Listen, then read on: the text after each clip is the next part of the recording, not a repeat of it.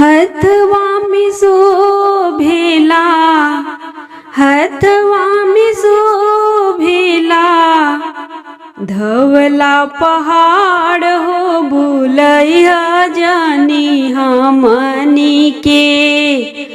पवन कुमार हो बुलैया जानी हमनी के। वीर हनुमान हो बुलैया जानी हमनी के। हथवा में शोभेला, हथवा में शोभेला, धवला पहाड़ हो बुलैया जानी हमनी के। पवन कुमार हो बुलैया जानी हमनी के। वीर हनुमान हो बुलैया जानी हमनी के। लाल लाल देहिया तू हर लाल बलंगोटा हो। लाल लाल देहिया तू हर लाल बलंगोटा हो। हथवा में शोभेला, हथवा में शोभेला, गदवा विशाल हो बुलैया जानी हमनी के।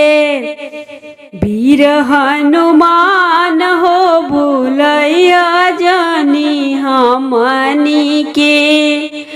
पवन कुमार हो बुलैया जानी हमनी के। लंका में जाई के डंकवा बजाई दिहला। लंका में जाई के डंकवा बजाई दिहला। फल फूल खाई के बगिया उजारी दिहला। अक्षय के मारी के, अक्षय के मारी के, कैला संहार हो बुलैया जानी हमनी के। वीर हनुमान हो बुलैया जानी हमनी के। पवन कुमार हो बुलैया जानी हमनी के।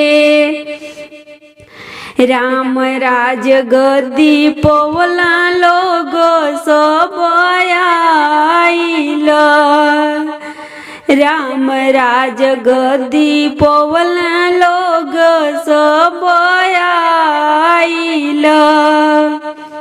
अपना सेवकवन में नमवा बटाइल। अपना सेवकवन में नमवा बटाइल। हनुमत के सीता दिहली, हनुमत के सीता दिहली, गलवे के हार हो बुलैया जानी हमनी के।